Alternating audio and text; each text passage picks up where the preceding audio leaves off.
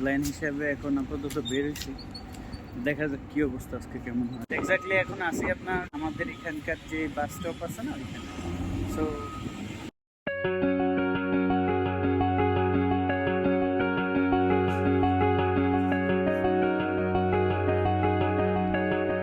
তো বাস দিয়ে বের হয়ে গেলাম আপনার এক্স্যাক্টলি যেই জায়গাতে যাব ওই জায়গার উদ্দেশ্যে।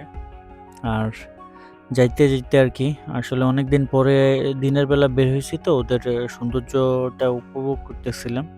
আসলে অনেক ভালো লাগতেছিল মনটা আর কি আপনার এইসব দৃশ্য দেখি আর কি, বিল্ডিং এর কি বলে অবকাঠামো অথবা আপনার বিল্ডিং এর আপনার স্ট্রাকচার দেখেই আপনার মনটা ভরে গেছে সিরিয়াসলি। আর ভিডিওটা একটু আপনার ফাস্ট ফরওয়ার্ড করে দিয়েছিলাম আর কি, যেহেতু আপনার ভিডিওটা অনেক বেশি লম্বা আর কি।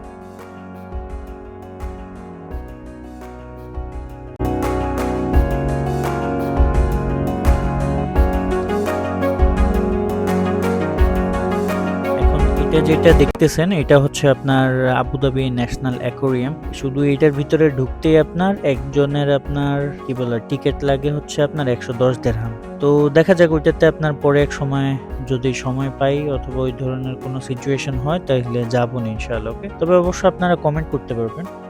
আর এখন যেটা দেখতেছেন এটা হচ্ছে আপনার আবুধাবির সবচাইতে বড় মসজিদ, যেটাকে আপনার বলে শেখ জায়েদ মসজিদ। আর এগুলা হচ্ছে আপনার ওদের স্মৃতিসৌধ আর কি।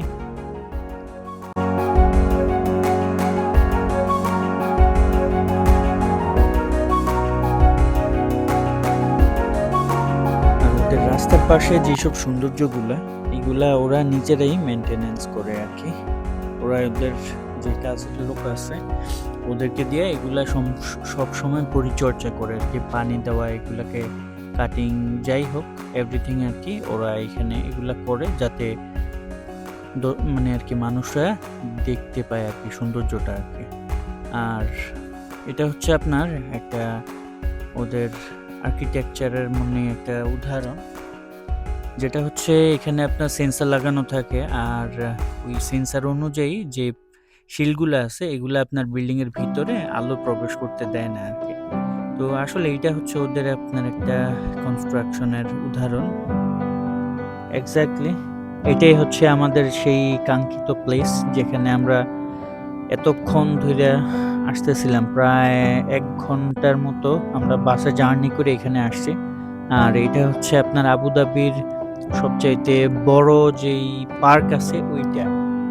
এখানে আপনার অনেক দূর থেকে মানুষ আসে। তো আমরা আস্তে আস্তে আপনার অলমোস্ট 3টা বাজে ফেলছিলাম, 3টা বেজে গেছিল। আর রোডের অপোজিটে যে জায়গাটা দেখতেছেন ওইখানেও কিন্তু ওইটাও কিন্তু পার্ক, হ্যাঁ, কারণ এটাও আপনার অনেক বড় একটা পার্ক।